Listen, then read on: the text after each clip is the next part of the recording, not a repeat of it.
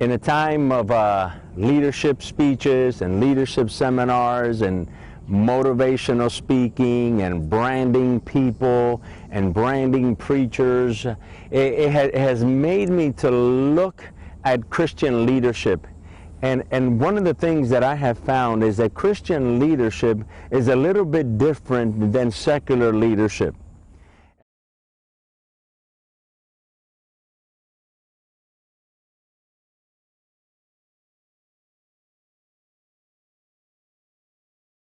Seeing how that has sort of become mixed up in our church today, when we find these powerful leaders that are now becoming the spiritual leaders of people, where now their books are becoming the devotional books of people, are now the ones leading the people, and now people are looking to them for wisdom.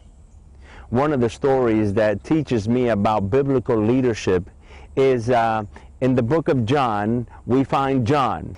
John the Apostle, he was actually the cousin of Jesus Christ, and he was 6 months older than Jesus.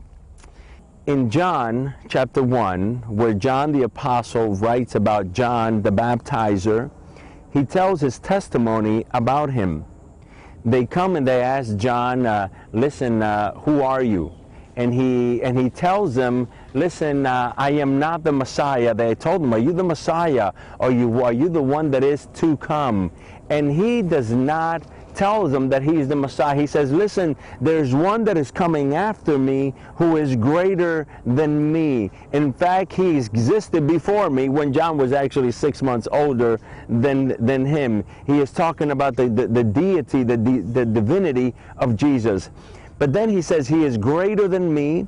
He says, I am come to prepare the way for him. So we see that John has a ministry that God is using him in, but John is constantly talking about Christ. He is constantly taking people to Christ.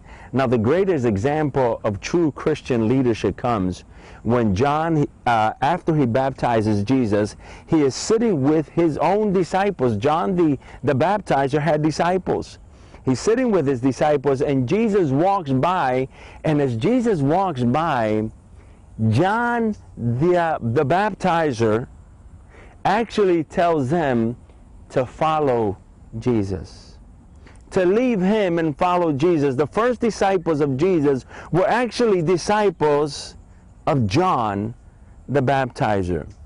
What an example of the leadership that we as pastors and spiritual leaders would need to follow.